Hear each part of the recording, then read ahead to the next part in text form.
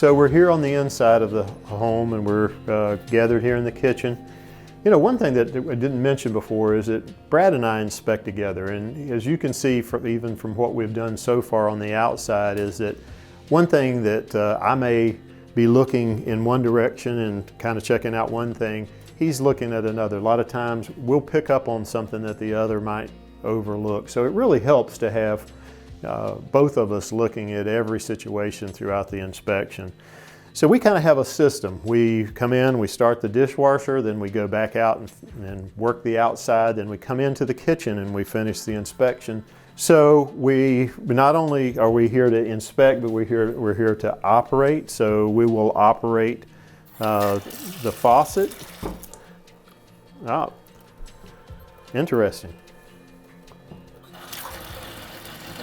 A little unusual there. Had a little airlock in the system. Is the cold side working? Yeah, the cold side is, whoa! We ran into that before. Interesting. So we've noticed that the faucet here is not operating as it should. At this point, we kind of turn to the next step of inspection, and that is when we direct it to the next professional. So this would be something we'd refer over to a licensed plumbing contractor to further evaluate the valves and the faucet here, to kind of dig into what's going on, why it's not working, and to complete any necessary repairs so that it does operate properly. So we'll be checking to see that the hot water is functioning correctly and the cold water, the auxiliary spray, and then we look under the sink to see if there are any leaks underneath the sink. We'll be looking at see what type of drain line there is and what type of supply line there is. And we see here that there is a disposal, so we'll operate the disposal. And one other thing that we'll be looking for under the sink is the drain for the dishwasher actually comes down and around and actually hooks into the disposal. And we'll want to know that the dishwasher drain line actually has what we call a high loop. And the importance of that is that actually wastewater, if it's not higher than where it goes into the disposal, it can actually get wastewater that goes back into the line and potentially gets into the dishwasher, and that can cause cross-contamination in that situation. So we'll be looking to see if the drain line, and it doesn't appear to have a high loop. It actually comes in across the bottom and then just comes up into the drain. So we'll be checking the receptacles.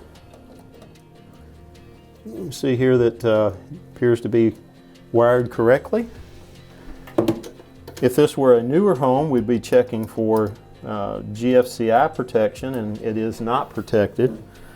It's an older home. GFCI is not required in an older home. We do recommend an upgrade. So we'll operate the window.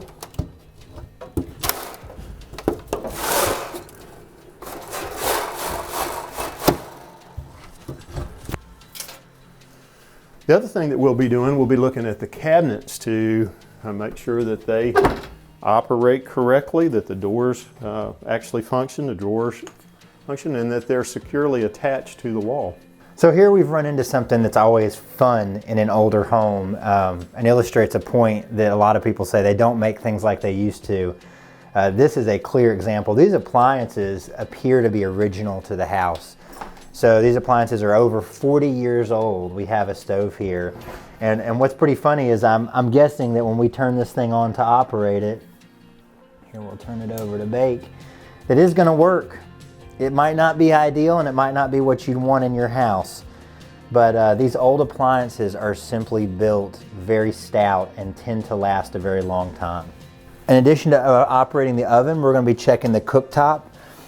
We basically turn all the burners on here, and we're looking to find out, are they going to operate and get hot? With this electric burner, we really just want to see them kind of turn red and get pretty hot.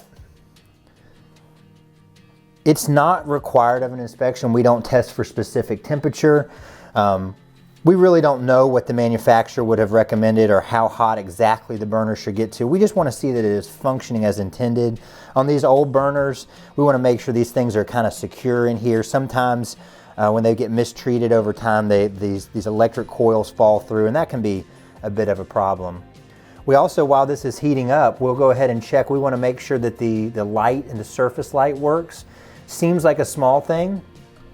You can see it's not going to work here for me. Oh, there it is. So it kind of works. The bulbs that go in these surface lights are pretty expensive in the terms of electrical bulbs, so it's something that you'd actually want to know about. The other thing we're going to check is the vent fan.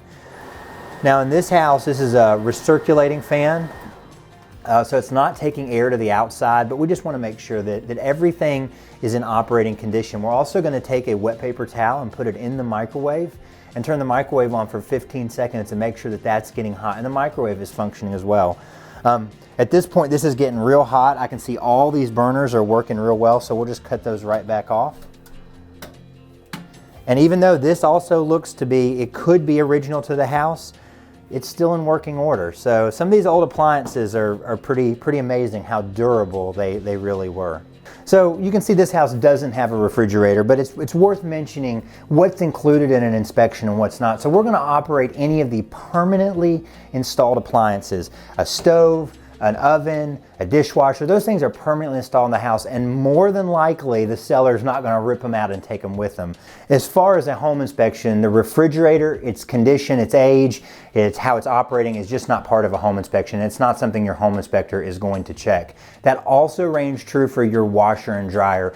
We're going to look for damage around it because there's water, there's venting going on around it. We want to make sure your dryer is vented to the outside. We'll make sure that the washing machine plumbing hookup is not damaged or leaking or hurting the house, but the appliances themselves are not permanent pieces of the house, so we won't be checking them in a home inspection.